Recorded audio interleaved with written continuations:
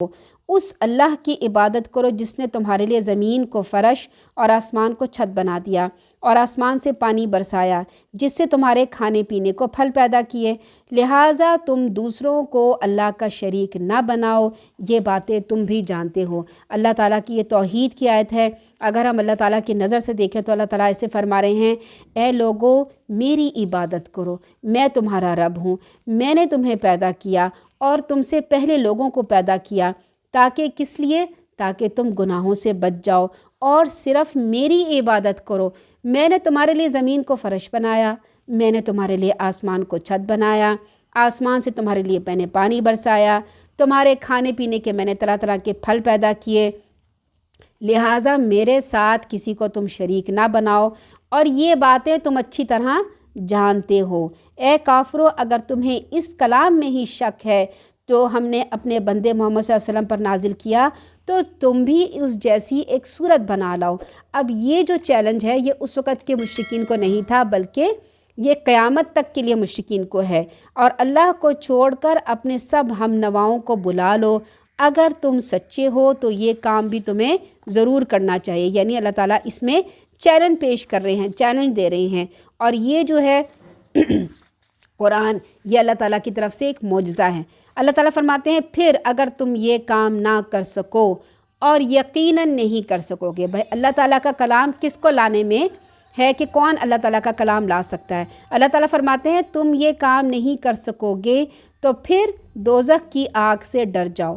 وبشر الذین آمنوا وعملوا الصالحات، اور پھر جس کا ایندھن انسان اور پتھر ہوں گے، اور دوزخ کی آگ ایسے ہی کافروں کے لیے تیار کی گئی ہے۔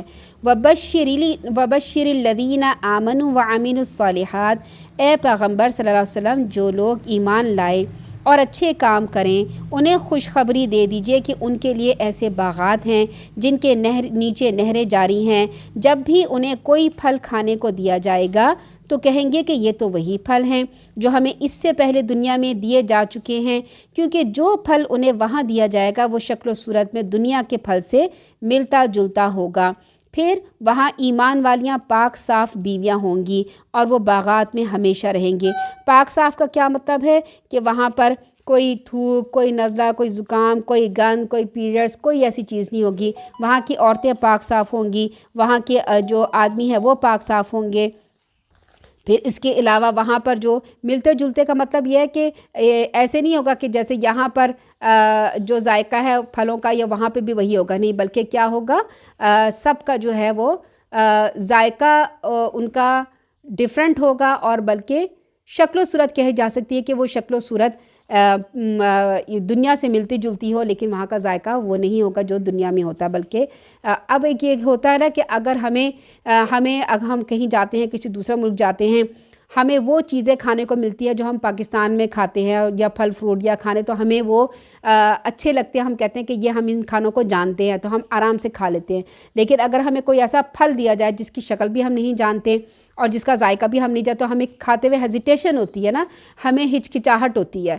تو اب وہاں پر اللہ تعالیٰ ہمیں ایسے ملتے جلتے پھل اور ایسے کھانے دیں گے جو ہم دنیا میں ہم جانتے ہوں گے تو ہمیں خوشی اور شوق سے کھا لیں گے، یہ تھا ہم تو ان کو جانتے، اور وہاں پر انجانے بھی ہوں گے، تو اللہ ہی تعالیٰ جانتا ہے کہ وہاں پہ کس کس قسم کی کیا چیز ہوگی۔ پھر اللہ تعالیٰ فرماتے ہیں اللہ تعالیٰ قطعاً اس بات سے نہیں شرماتا کہ وہ کسی مچھر یا اس سے بھی کسی حقیر ترین چیز کی مثال بیان کرے، سو جو لوگ ایمان لا چکے ہیں وہ جانتے ہیں کہ ان کے پروردگار کی طرف سے پیش کردہ مثال بالکل درست ہے۔ رہے کافر لوگ تو وہ کہتے ہیں کہ ایسی حقیر چیزوں کی مثال دینے سے اللہ تعالیٰ کو کیا سروکار۔ اس طرح ایک ہی بات سے بہت سے لوگوں کو گمراہی میں مبتلا رہنے دیتا ہے اور بہت سے لوگوں کو ہدایت بھی دیتا ہے، اور گمراہ تو وہ صرف فاسقوں کو کرتا ہے، یعنی جو لوگ اللہ تعالیٰ سے عہد کو پختہ کرنے کے بعد اسے توڑ دیتے ہیں اور جن چیزوں کو اللہ تعالیٰ نے جوڑنے کا حکم دیا انہیں قطع کر دیتے ہیں اور زمین میں فساد برپا کرتے ہیں، ایسے ہی لوگ نقصان اٹھانے والے ہیں۔ یعنی ایسے لوگ فاسق ہیں، فاسق ہی اللہ تعالیٰ کے عہد کو، وعدے کو توڑ دیتے ہیں۔ اللہ تعالیٰ فرماتے ہیں اب آگے آیت توحید یعنی موت و حیات اللہ تعالیٰ کے قبضے میں ہے، اس کے بارے میں اللہ تعالیٰ فرماتے ہیں کیف تکفرون باللہ وکنتم امواتن احیاکم، تم کیسے انکار کر سکتے ہو جب کہ تم مردہ تھے، فاحیاکم، پھر میں نے تمہیں زندہ کیا، ثم یمیتکم، پھر تمہیں ماروں گا، ثم یحییکم، پھر تمہیں زندگی دوں گا، ثم الیہ ترجعون، پھر تم لوٹ کر میرے ہی پاس آؤ گے۔ هو الذی، وہ وہی ذات ہے، پیدا کیا اس نے تمہارے لیے سب کا سب جو کچھ زمین میں ہے، پھر مستوی ہوا پھر متوجہ ہوا آسمان کی طرف، اور مستوی ہوا آسمان کی طرف، فسواہن سبع سماوات، پھر اس نے 7 آسمان بنائے، وہو بکل شیء علیم، وہ ہر چیز کے متعلق خوب جاننے والا ہے۔ 7 آسمان بنائے، 7 آسمانوں میں ان کی مخلوقات بھی بنائی، اور ان کی مخلوقات پہ پھر وہاں پہ احکامات بھی اتارے۔ پھر اللہ تعالیٰ فرماتے ہیں میں اپنی مخلوق کو بنا کر بھول نہیں گیا، میں اس کو جانتا ہوں، میں ان کی پرورش کرتا ہوں، ان کو ان کے مطابق سب کچھ دیتا ہوں، ہر چیز کے متعلق میں جانتا ہوں۔ اب آیت نمبر 30 سے آیت نمبر 39 تک انسان کا منصب خلافت بیان کیا جاتا ہے، انسان کی تاریخ شروع ہوتی ہے۔ کیا تاریخ ہے؟ وَإِذْ قَالَ رَبُّكَ لِلْمَلَائِكَةِ إِنِّي جَاعِلٌ فِي الْأَرْضِ خلیفہ، اے پیغمبر صلی اللہ علیہ وسلم اس وقت کا تصور کرو۔ وَإِذْ کا مطلب ہوتا ہے کہ جیسے ہم کسی کو کہانی سنانے لگتے نا، کہتے ہیں وہ یاد ہے ہماری والدہ ہمیں یوں سنایا کرتی تھیں، یاد ہے ہمارے والد ایسے کیا کرتے تھے، یاد ہے ہم بچپن میں یعنی ہمیں اس زمانے میں لے جایا جاتا ہے، اللہ تعالیٰ ہمیں اس زمانے میں لے کے جا رہے ہیں۔ قرآن کے جتنے بھی اس میں قصے بیان کیے گئے ہیں وہ ایسے قصے ہیں جو زندہ قصے کہلاتے، کیونکہ قرآن کیا ہے؟ زندہ ایک معجزہ ہے۔ کیوں زندہ ہے؟ کیونکہ اللہ تعالیٰ زندہ ہیں، اللہ تعالیٰ حی ہیں، تو ان کا کلام بھی زندہ ہے۔ ایسے محسوس ہوتا ہے جب ہم قرآن پڑھتے ہیں کہ یہ زندہ مثالیں ہمارے آنکھوں کے سامنے پھرنے لگتی ہیں۔ تو اللہ تعالیٰ فرماتے ہیں یاد کرو وہ وقت جب آپ کے رب نے فرشتوں سے کہا تھا کہ میں زمین میں خلیفہ بنانے والا ہوں، تو وہ کہنے لگے کیا تو ایسے شخص کو خلیفہ بنائے گا جو اس میں فساد مچائے گا اور ایک دوسرے کے خون بہائے گا؟ فرشتوں کا سوال کرنا حسد کی بنا پر نہیں تھا، بلکہ صرف پوچھنا تھا، بلکہ وہ صرف جاننا چاہتے تھے۔ جب کہ ہم تیری حمد و ثنا کے ساتھ تسبیح و تقدیس کرتے ہیں بھی کر رہے ہیں۔ اللہ تعالیٰ نے جواب دیا جو کچھ میں جانتا ہوں وہ تم نہیں جانتے۔ فرشتوں کا علم محدود تھا، وہ انسان کی خوبیوں سے ناواقف تھے، خامیوں کے علاوہ ان میں خوبیاں بھی ہوں گی۔ انبیاء اللہ تعالیٰ فرماتے ہیں کہ خامیوں کے علاوہ ان میں کچھ خوبیاں بھی ہوں گی، میں جانتا ہوں کیا خوبیاں ہوں گی۔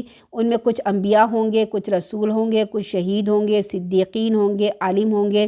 تو پھر انسان کو پیدا کرنے کا مقصد کیا ہے؟ اللہ تعالیٰ کی صفات کو ظاہر کرنا، اللہ تعالیٰ کی صفات کو جاننا، پھر اس کو پہچاننا۔ تو اللہ تعالیٰ فرما رہے ہیں کہ جو کچھ میں جانتا ہوں وہ تم لوگ نہیں جانتے۔ اب یہ سب کچھ جو اعتراض کیا تھا فرشتوں نے، اعتراض نہیں کیا تھا اور نہ اللہ تعالیٰ کے حکم کی نافرمانی کی تھی، بلکہ وہ استفسار کر رہے تھے، وہ پوچھ رہے تھے۔ اس کے بعد اللہ تعالیٰ نے آدم علیہ السلام کو تمام اشیاء کے اسماء یعنی نام سکھائے۔ اب نام کے ساتھ کیا ہوتا ہے؟ نام کے ساتھ ساتھ ان کی کوالٹیز بھی بتائیں اور ان کے خواص اور ان کی صفات بھی بتائیں۔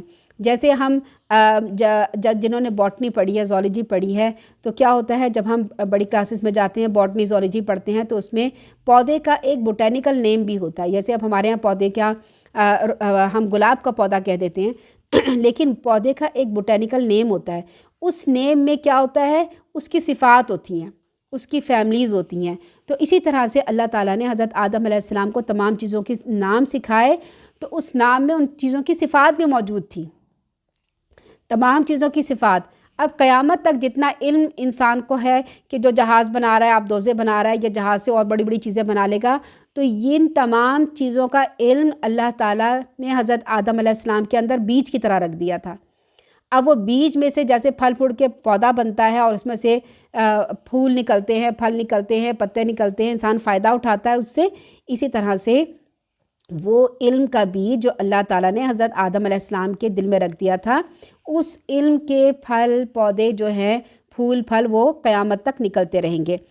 پھر ان اشیاء کو فرشتوں کے روبرو پیش کر کے کہا اگر تم اپنی بات میں سچے ہو تو مجھے ان اشیاء کے نام بتاؤ۔ اب فرشتے کہنے لگے کہ تو پاک ہے نقص سے، تیری ذات تو پاک ہے۔ دیکھیں یہاں پہ انہوں نے کیا کہا، سبحانہ کا۔ سبحانہ کا مطلب ہے کہ تو پاک ہے کسی نقص سے، ہمارے اندر نقص ہے، ہم تو اتنا ہی جانتے ہیں جتنا تو نے ہمیں سکھا دیا، اور تو ہر چیز کو جاننے والا اور اس کی حکمت کو سمجھنے والا تو ہی ہے۔ اب اللہ تعالیٰ نے حضرت آدم علیہ السلام کو کہا، اے آدم انبئہم، بتاؤ ہمیں ان فرشتوں کو ان اشیاء کے نام تو ذرا بتاؤ۔ تو جب آدم علیہ السلام نے فرشتوں کو ان چیزوں کے نام بتا دیے تو اللہ تعالیٰ نے فرشتوں سے کہا کہ کیا میں نے تمہیں یہ نہیں کہا تھا، میں ہی آسمانوں اور زمین کی پوشیدہ باتیں جانتا ہوں، ان باتوں کو بھی جانتا ہوں جو تم ظاہر کرتے ہو اور جو تم ظاہر نہیں کرتے ہو۔ اور وہ وقت بھی یاد کرو جب ہم نے فرشتوں سے کہا تھا کہ آدم علیہ السلام کو سجدہ کرو، تو سوائے ابلیس کے سب فرشتوں نے سجدہ کیا۔ ابلیس نے اس حکم الہی کو تسلیم نہ کیا اور گھمنڈ میں آ گیا اور کافروں میں شامل ہو گیا۔ کیوں نہیں کیا؟ ابلیس دراصل جنوں کے جنس میں سے تھا، اپنی عبادت گزاری کی کثرت کی بنا پر فرشتوں میں گھلا ملا رہتا تھا۔ جب فتنہ و فساد کی بنا پر فرشتوں نے جنوں کو سمندروں کی طرف مار بھگایا تو اس وقت بھی یہ فرشتوں میں ہی شامل تھا، اور جن بھی چونکہ مکلف مخلوق ہیں اور قوت اور ارادہ رکھتے ہیں، اختیار رکھتے ہیں، لہٰذا جنوں کے بعد ابلیس خود خلافت عرضی کی آس لگائے ہوئے تھا۔ وہ یہ کہتا تھا کہ میں اتنی عبادت کرتا ہوں، اللہ تعالیٰ نے خلیفہ بنانا ہے نا تو مجھے خلیفہ بنائے گا۔ اس کے دل میں یہ آرزو تھی کب سے، اور وہ فرشتوں کے ساتھ رہتا تھا، لیکن اللہ تعالیٰ نے خلیفہ کس کو بنا دیا؟ انسان کو بنا دیا۔ یہ ایسے ہی ہے کہ جیسے کوئی آپ کسی یونیورسٹی میں چلے جائیں اور یونیورسٹی میں بڑے بڑے آدمی پی ایچ ڈی بیٹھے ہوں، اور پی ایچ ڈی آدمی بیٹھے ہوں، اور سب کو پتہ ہے کہ بھائی اب کسی نے ڈین بننا ہے، تو کیا ہے، ہر جو پی ایچ ڈی کرنے والا جو ٹیچر ہے وہ کہے گا میں نے تو 15 سال یہاں جاب کی ہے، میں نے 20 سال جاب کی ہے، کوئی کہے گا میں نے 18 سال جاب کی ہے، وہ کہے گا ہمیں ڈین بنایا جائے گا۔ لیکن وہاں کے جو پرنسپل صاحب ہیں، یہ جو گورنمنٹ ہے، وہاں کے ایک 18 سال کے لڑکے کو لے آتی ہیں جس نے صرف بی اے کیا ہوتا ہے یا ایف اے کیا ہوتا ہے، اور کہتے ہیں کہ یہ تمہارا ڈین ہے۔ تو اب وہ جو پی ایچ ڈی کرنے والے ہیں ان کو تو جلسی آ جائے گی۔ اسی طرح سے جو ابلیس تھا، جو تھا جن، وہ بہت عبادت کرتا تھا اور عبادت میں بہت آگے بڑھا ہوا تھا، اتنی عبادت کرتا تھا کہ فرشتوں کے برابر آ گیا تھا، فرشتوں کے ساتھ گھلنا بیٹھنا اٹھنا بیٹھنا۔ لیکن اللہ تعالیٰ نے ایک بنی آدم بنایا مٹی سے اور اس میں پھونک ماری اور کہا کہ اس کو سجدہ کرو، اور پہلے بتا دیا کہ بھئی یہ جو ہے وہ نام بتا دیے، نام سکھا دیے۔ اور جب ان لوگوں نے، فرشتوں نے دیکھا کہ اللہ تعالیٰ نے ایسی عجیب و غریب مخلوق بتائی ہے کہ یہ ساری چیزوں کے نام بتا رہے ہیں، تو اللہ کی بڑائی ان کے دل میں آئی۔ جب اللہ تعالیٰ نے فرمایا سجدہ کرو تو انہوں نے فوراً سجدہ کر دیا، کہ اللہ، یہ تعظیمی سجدہ تھا کہ بھئی انسان اتنی زبردست چیز بنائی ہے۔ اب کوئی بھی ایسی زبردست چیز، اب میڈیا ہے، سوشل میڈیا، ہم کوئی بھی ایسی چیز دیکھتے ہیں تو ہم کہتے ہیں واہ کتنی زبردست چیز بنائی ہے انسان نے، کیسا اس میں ٹیلنٹ ہے۔ تو اللہ تعالیٰ کی ایسی عجیب و غریب مخلوق دیکھ کے فرشتوں کے دل میں تعظیم آئی۔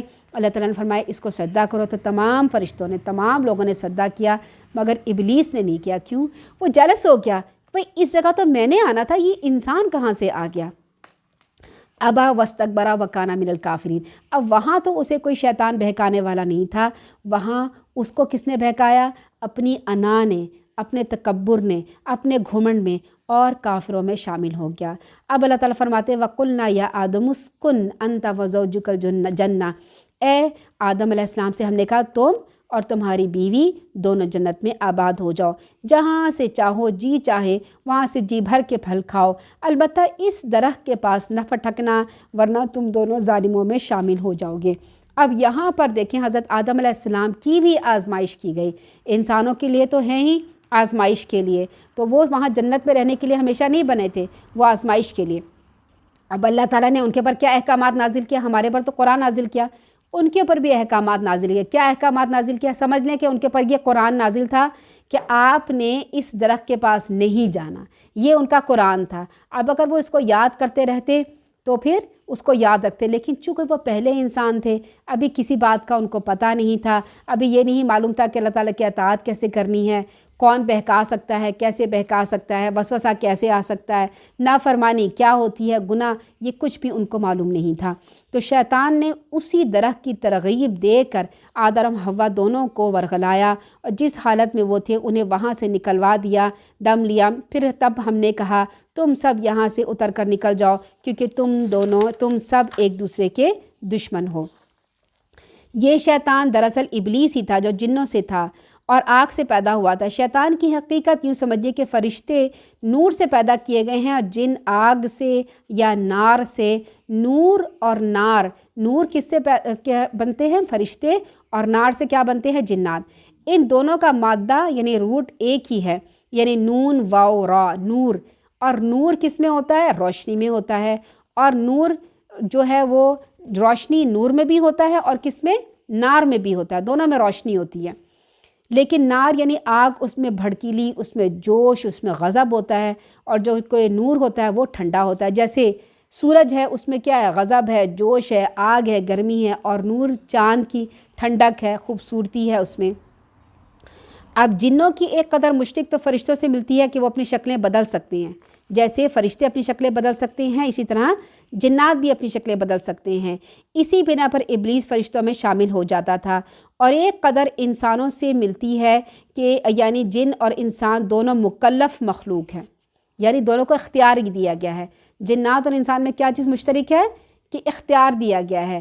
اچھا، اور جنات میں اور فرشتوں میں کیا چیز مشترک ہے؟ کہ دونوں نور سے بنے ہیں، ٹھیک ہے۔ اب جنوں اور انسانوں میں سے جو کوئی اس قوت اور اختیار کا غلط استعمال کرے گا، اللہ تعالیٰ کی نافرمانی اور سرکشی پہ اتر آئے گا، وہ شیطان ہو جائے گا، ٹھیک ہے۔ گویا شیطان جن بھی ہوتے ہیں اور انسان بھی۔ پھر شیطان کا لفظ ہر بدرو، خبیث اور موذی چیز پر استعمال ہونے لگا۔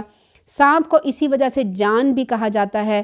البتہ یہ ضرور ہے کہ جو شیاطین جنوں سے ہوگا وہ دوسروں کو بدراہ اور گمراہ کرنے کے لحاظ سے انسانی شیطان سے زیادہ وسائل رکھتا ہوگا، کیونکہ جن شیاطین اپنی شکلیں بدل کر انسان کے اندر داخل ہو کر وسوسہ ڈال کر دوسروں کو بھی گمراہ کر سکتے ہیں، جبکہ انسانی شیطان ان باتوں پر قدرت نہیں رکھتے ہیں۔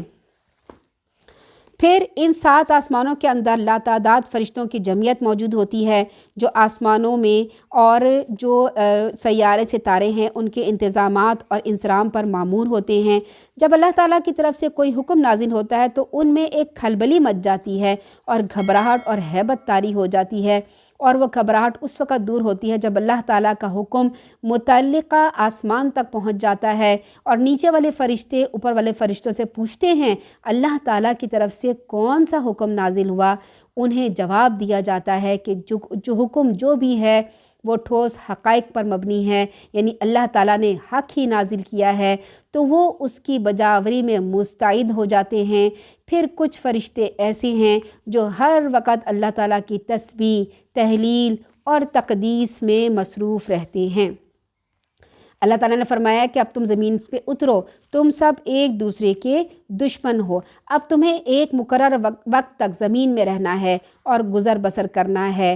پھر آدم علیہ السلام نے اپنے رب سے چند کلمات سیکھ کر توبہ کی تو اللہ تعالیٰ نے ان کی توبہ قبول کی۔ وہ کلمات یہ تھے: ربنا ظلمنا انفسنا وان لم تغفر لنا وترحمنا لنکونن من الخاسرین۔ اور یہ اتنے جامع کلمات ہیں کہ جب ہم بھی یہ پڑھتے ہیں ہمارے دل سے، اگر ہم اپنے گناہوں کی معافی مانگنا چاہیں سچے دل سے، تو ہمارے دل سے بھی یہ نکلتا ہے کہ اے رب، ہم سے تو بہت زیادہ گناہ ہو گئے ہیں، اگر تو ہمارے گناہ معاف نہیں کرے گا، اگر تو ہمارے پر رحم نہیں کرے گا تو ہم تو خسارہ پانے والوں میں سے ہو جائیں گے۔ تو یہی دعا حضرت آدم علیہ السلام نے کی، اور یہ دعا بہت ہی جامع دعا ہے۔ اور یہ جو گناہ تھا نا، یہ گناہ نہیں تھا بلکہ یہ لغزش تھی، یہ بھول تھی جو حضرت آدم علیہ السلام سے ہو گئی۔ حضرت آدم علیہ السلام سے گناہ نہیں ہوا تھا بلکہ بھول ہو گئی تھی، یعنی ان کو معلوم ہی نہیں تھا کہ اگر ہم اس کو کھا لیں گے تو ہم سے کیا ہوگا۔ پھر یہاں پر اب آیت نمبر 40 سے 46 میں بنی اسرائیل کو اسلام کی دعوت دی جاتی ہے، ٹھیک ہے۔ یہاں پر اب حضرت آدم علیہ السلام کے بارے میں اور ابلیس کے بارے میں اللہ تعالیٰ فرماتے ہیں یہاں سے تم سب کے سب نکل جاؤ، پھر جو میری طرف سے ہدایت آئے، کون سی ہدایت آئے؟ پیغمبر آئیں گے اور ان کے اوپر کتابیں آئیں گی، تو جو میری ہدایت کی پیروی کرے گا تو ایسے لوگوں کو نہ کچھ خوف ہوگا نہ وہ غمگین ہوں گے، یعنی نہ دنیا میں خوف اور غم ہوگا نہ آخرت میں۔ اور جن لوگوں نے ہماری آیات کو ماننے سے انکار کیا، یعنی جو کافر ہو گئے اور انہیں جھٹلا دیا، پیغمبروں کا نہیں مانا، وہی دوزخ کے رہنے والے ہیں، وہ اس میں ہمیشہ رہیں گے۔ اب آیت نمبر 40 سے 46 تک بنی اسرائیل کو دعوت اسلام دی جا رہی ہے۔ اے بنی اسرائیل، میری ان نعمتوں کو یاد کرو جو میں نے تمہیں عطا کی تھیں، اور تمہارا مجھ سے جو وعدہ ہے اسے پورا کرو، میرا تم سے جو عہد تھا میں اسے پورا کروں گا۔ یعنی کون سا وعدہ لیا گیا تھا کہ تم تورات کے احکامات کے پابند رہو گے، اور جو میں پیغمبر بھیجوں گا تم نے اس پیغمبر پر ایمان لانا ہے۔ وَآمِنُوا بِمَا أَنزَلْتُ، اور صرف مجھ سے ہی ڈرو اور اس کتاب پر ایمان لے آؤ جو میں نے نازل کی ہے، یعنی قرآن پر۔ یہ کتاب اس کتاب کی تصدیق کرتی ہے، یعنی اس کتاب کو سچا کہتی ہے جو تمہارے پاس موجود ہے۔ کیا تھی ان کے پاس؟ تورات۔ یعنی اللہ تعالیٰ فرما رہے ہیں کہ اس قرآن کے سچے ہونے کی نشانی یہ ہے کہ یہ قرآن تورات اور انجیل اور زبور کو سچ کہتا ہے، حق کہتا ہے۔ تو جو الہامی کتابیں ہوتی ہیں، جو قرآن کے جو اللہ تعالیٰ کی طرف سے اتری ہوتی ہیں کتابیں، وہ دوسری جو آسمان سے اتری ہوئی کتابیں ان کو سچ کہتی ہیں۔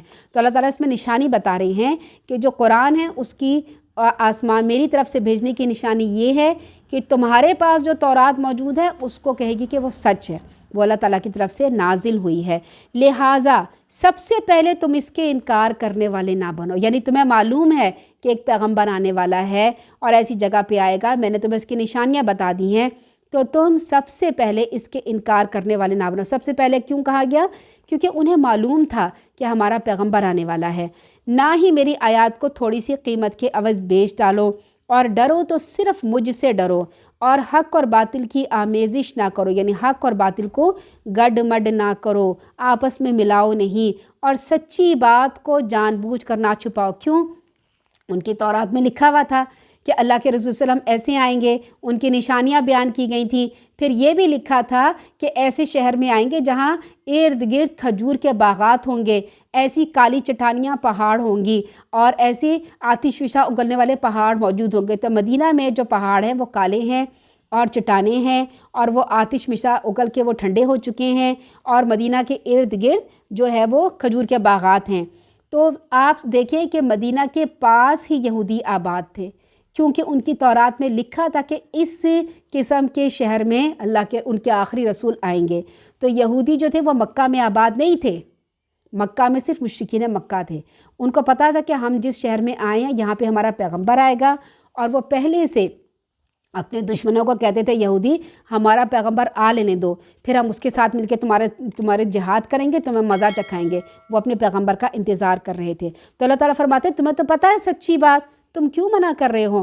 اور نماز قائم کرو اور زکوٰۃ ادا کرو، اور رکوع کرنے والوں کے ساتھ تم بھی رکوع کیا کرو۔ تم لوگوں کو تو نیکی کا حکم دیتے ہو مگر اپنے آپ کو بھول جاتے ہو۔ اب یہاں پر نماز باجماعت کی فضیلت بتائی جا رہی ہے۔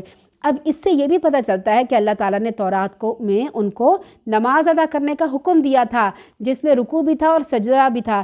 اب جب کہ وہ نماز پڑھتے ہیں تو کیا نماز پڑھتے ہیں؟ آپ نے ٹی وی میں اکثر دیکھا ہوگا کہ دیوار گریا کے پاس کھڑے ہو کر وہ ایک اپنی تورات لے کر اس کو ہل ہل کر پڑھتے رہتے ہیں، اور وہ ان کی نماز ہے، بس اس کے علاوہ ان کی کوئی نماز نہیں۔ اللہ تعالیٰ قرآن میں کیا فرما رہے ہیں کہ تمہیں رکوع کرنے کا حکم دیا، تم رکوع کرو۔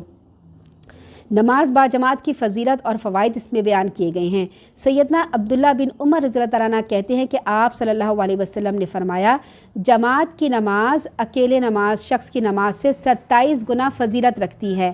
سیدنا ابو ہریرہ کہتے ہیں کہ آپ صلی اللہ علیہ وسلم نے فرمایا اس ذات کی قسم جس کے ہاتھ میں میری جان ہے، میں نے ارادہ کیا کہ لکڑیاں جمع کرنے کا حکم دوں، پھر نماز کا حکم دوں، اس کے لیے اذان کہی جائے، پھر کسی شخص کو حکم دوں کہ وہ لوگوں کو امامت کرائے، پھر میں جماعت سے پیچھے رہ جانے والوں کے ہاں جا کر ان کے گھروں کو آگ لگا دوں۔ استغفر اللہ، اس ذات کی قسم جس کے ہاتھ میں میری جان ہے، اگر ان لوگوں کو یہ معلوم ہو کہ انہیں جماعت میں شامل ہونے پر ایک موٹی ہڈی یا 2 اچھے کھر یعنی کچھ کھانے پینے کو ملے گا تو عشاء کی نماز میں ضرور آتے۔ اگر ہماری مساجد میں بھی صبح شام 2 ٹائم کھانے کا کر دیں، جو نماز نہیں پڑھتے وہ کھانے کے چکر میں ضرور لازمی وہاں جائیں گے، اور یہ بھی ہو سکتا ہے کہ کھانا کھا کے آ جائیں اور نماز نہ ادا کریں۔ تو اللہ کے رسول فرما رہے ہیں کہ اگر مسجدوں میں کچھ کھانے پینے کا انتظام کر دیا جائے 5 وقت تو لوگ دوڑ دوڑ کر مسجدوں میں جائیں۔ پھر نماز کے فضائل اور اہمیت میں سیدنا ابو ہریرہ فرماتے ہیں کہ رسول اللہ صلی اللہ علیہ وسلم نے فرمایا بھلا دیکھو اگر تم میں سے کسی شخص کے دروازے پر نہر بہتی ہو اور اس میں وہ ہر روز 5 مرتبہ نہائے تو کیا اس کے بدن پر کچھ میل کچال رہ جائے گا؟ صحابہ نے عرض کیا نہیں، کچھ میل کچال باقی نہیں رہے گا۔ آپ نے فرمایا بس یہی 5 نمازوں کی مثال ہے، اللہ تعالیٰ ان نمازوں کی وجہ سے گناہ معاف کر دیتے ہیں۔ سیدنا ابو ہریرہ فرماتے ہیں رسول اللہ صلی اللہ علیہ وسلم نے فرمایا ہر نماز اپنے پہلے سے نماز تک، جمعہ اپنے پہلے سے جمعہ تک، اور رمضان اپنے سے پہلے رمضان تک گناہوں کا کفارہ ہے، بشرطیہ کہ کبیرہ گناہوں سے بچا جائے۔ پھر اللہ کے رسول صلی اللہ علیہ وسلم نے فرمایا جس نے نماز کی حفاظت کی، حفاظت کا مطلب کیا ہوتا ہے کہ جب نماز ادا کرنی ہے تو اپنے اندرونی پاکیزگی صفائی کا خیال رکھا جائے، اپنے بیرونی پاکیزگی صفائی کا خیال رکھا جائے، قبلے کا خیال رکھا جائے، اوقات کا خیال رکھا جائے، اور ہر طرح کی پاکیزگی کے کمرے میں کوئی تصویر نہ پڑی ہو، کوئی گانے میوزک نہ، کوئی ٹی وی نہ کھلا ہوا ہو، اور اس قسم کی چیزوں کو ہٹا کر اپنی نمازوں کی حفاظت کی جائے۔ تو جب حفاظت کرے گا نماز کی، اس کے لیے نماز قیامت کے دن نور، برہان اور نجات کا باعث ہوگی، اور جس نے نماز کی حفاظت نہیں کی ہوگی اس کے لیے اس دن نہ نور ہوگا، نہ برہان ہوگی، نہ نجات ہوگی۔ نمازوں کی حفاظت لازمی کرنی ہے، اور روحانی حفاظت کیسے کرنی ہے؟ وسوسوں سے اپنے آپ کو بچانا ہے، شیاطین کے حملے سے اپنے آپ کو بچانا۔ وسوسے آ رہے ہیں، کیا کرنا ہے؟ اپنے دھیان لگانا ہے، میں اللہ کے سامنے ہوں، میں اللہ کے سامنے ہوں، میں سجدہ کر رہی ہوں، رکوع کر رہی ہوں، تو رکوع میں کیا کر رہی ہوں؟ سبحان ربی العظیم۔ سبحانہ کا مطلب کیا ہے؟ پاک۔ اے اللہ تو زمان و مکان سے پاک ہے، تو جگہ سے پاک ہے، تو آنے جانے سے پاک ہے، تیرے سامنے کوئی رکاوٹ نہیں ہے، تو سن رہا ہے، تو دیکھ رہا ہے۔ ہم انسان ہیں، ہمارے لیے کمزوریاں ہیں، ہم تجھے نہیں دیکھ سکتے، لیکن تو مجھے دیکھ رہا ہے۔ تیرے لیے تو یہ جگہ، یہ آسمان اور زمین کوئی چیز نہیں ہے، کوئی یہ دوری کوئی چیز نہیں ہے، تو مجھے مستقل دیکھ رہا ہے اور تو مجھے سن رہا ہے۔ تو اگر ہم اس طرح سے کہیں گے تو کیا ہوگا؟ وسوسوں سے نجات ہوگی، نماز میں دل لگے گا اور نماز کی حفاظت ہوگی۔ پھر قیامت کے دن جس نے نماز کی حفاظت نہیں کی ہوگی وہ قارون، فرعون، حامان اور ابی ابن خلف کے ساتھ ہوگا۔ پھر ایک رسول اللہ صلی اللہ علیہ وسلم کے پاس ایک شخص آیا، اس نے کہا میں نے حد کا ایک گناہ کیا، یعنی ایک ایسا گناہ کیا ہے جس سے حد یعنی سزا ہوتی ہے۔ تو اس نے کہا مجھے حد لگائی ہے۔ آپ صلی اللہ علیہ وسلم نے اس سے کچھ نہیں پوچھا، اتنے میں نماز کا وقت آ گیا، اس نے آپ کے ساتھ نماز پڑھی۔ وہ شخص پھر کھڑا ہوا کہنے لگا یا رسول اللہ میں نے ایک حدی گناہ کیا ہے، یعنی ایسا گناہ جس کی سزا ملنی چاہیے۔ آپ صلی اللہ علیہ وسلم کتاب اللہ کے مطابق مجھے سزا دیجیے۔ آپ نے فرمایا کیا تو نے ہمارے ساتھ نماز نہیں پڑھی؟ وہ کہنے لگا ہاں نماز پڑھی ہے۔ آپ نے فرمایا تو بس اللہ تعالیٰ نے تیرا گناہ تیری سزا کو معاف کر دیا ہے۔ پھر اللہ تعالیٰ آگے فرماتے ہیں اور مشکل پڑنے پر صبر اور نماز سے مدد لیا کرو۔ نماز بلا شبہ نماز بھاری ہے، مگر ان عاجزی کرنے والوں پر بھاری نہیں ہے جو یہ یقین رکھتے ہیں کہ وہ اپنے پروردگار سے ان قریب ملنے والے ہیں اور اسی کی طرف واپس جانے والے ہیں۔ یعنی مصیبت اور پریشانی کی حالت میں صبر اور نماز کو اپنا شعار بنانے کا حکم دیا ہے۔ اللہ کی یاد میں جس قدر طبیعت مصروف ہوگی اسی قدر دوسری پریشانیاں خود بخود کم ہوتی جائیں گی۔ بعض لوگوں نے یہاں صبر سے روزہ بھی مراد دیا ہے، اور رسول صلی اللہ علیہ وسلم کی عادت مبارکہ تھی کہ جب آپ صلی اللہ علیہ وسلم کو کوئی پریشانی لاحق ہوتی تو خود بھی نماز میں مشغول ہو جاتے اور اپنے گھر والوں کو بھی نماز میں مشغول ہونے کا حکم دیا کرتے۔ پھر یہاں پر جو ہے بنی اسرائیل کو ان کی نعمتیں یاد دلائی جا رہی ہیں۔ آیت نمبر 47 سے آیت نمبر 48 بنی اسرائیل کو قیامت کا خوف دلایا جا رہا ہے۔ کیا اے بنی اسرائیل میری اس نعمت کو یاد کرو جو میں نے تمہیں دی تھی اور تمہیں تمام قوموں میں سے سب سے بڑھ کر نوازا تھا، اور اس دن سے ڈرو جس دن نہ تو کوئی کسی دوسرے کے کام آ سکے گا، نہ اس کے حق میں کوئی سفارش قبول کی جائے گی، نہ ہی اسے معاوضہ لے کر چھوڑ دیا جائے گا، نہ ہی ان مجرموں سے کہیں مدد پہنچے گی۔ یعنی قیامت کے بارے میں اللہ تعالیٰ ان کو بتا رہے ہیں کہ بنی اسرائیل ڈر جاؤ۔ دنیا میں کیا ہوتا ہے جب کوئی انسان کسی مصیبت میں پھنس جاتا ہے، کوئی خدا نہ خواستہ کوئی پولیس تھانہ ہو جاتا ہے، تو کیا ہوتا ہے کسی وزیر، کسی امیر، کسی بڑے سے رابطہ کیا جاتا ہے کہ میرے بندے کو چھڑا دو، یا پھر سفارش کی جاتی ہے، یا پھر بھاری پیسے دیے جاتے ہیں اور رشوت دے کے اس بندے کو چھڑایا جاتا ہے، یا پھر اس کی کوئی مدد کی جاتی ہے۔ تو اللہ تعالیٰ فرما رہے ہیں تم نہ سفارش دے سکو گے، نہ معاوضہ دے سکو گے، نہ کسی سے کوئی اور لاؤ گے کہ بھئی یہ میرا بندہ چھڑوا دے، تم کچھ نہیں کر سکو گے۔ پھر اللہ تعالیٰ آگے آیت نمبر 49 سے آیت نمبر 79 تک بنی اسرائیل کی نافرمانیاں بتا رہے ہیں، اور بنی اسرائیل پہ کیا کیا انعامات اللہ تعالیٰ نے نازل کیے وہ بیان کیے جا رہے ہیں۔ پھر وہ وقت یاد کرو، وَإِذْ نَجَّيْنَاكُمْ، وہ وقت یاد کرو، یعنی اس زمانے میں پہنچو اور وہ زمانہ اپنے ذہن کے اندر لاؤ جب ہم نے تمہیں آل فرعون سے نجات دی تھی۔ یہ لوگ تمہیں سخت دکھ دیتے تھے اور تمہارے بیٹوں کو تو ذبح کر ڈالتے تھے۔ کتنی بڑی بات ہے، دیکھیں اس بات کو سوچیں اور محسوس کریں کہ اگر کوئی گھر میں گھس کے خدا نخواستہ کسی کے بچے کو، کسی بھی شخص کو قتل کر دیتا ہے تو یہ کتنی بڑی خوفناک بات ہوتی ہے اور کتنا ظلم ہوتا ہے۔ تو اللہ تعالیٰ فرماتے ہیں دیکھو کتنا بڑا ظلم و فرعون تمہارے ساتھ کرتا تھا، تمہارے بیٹوں کو تو ذبح کر دیتا تھا اور تمہارے عورتوں کو زندہ چھوڑ دیتا تھا۔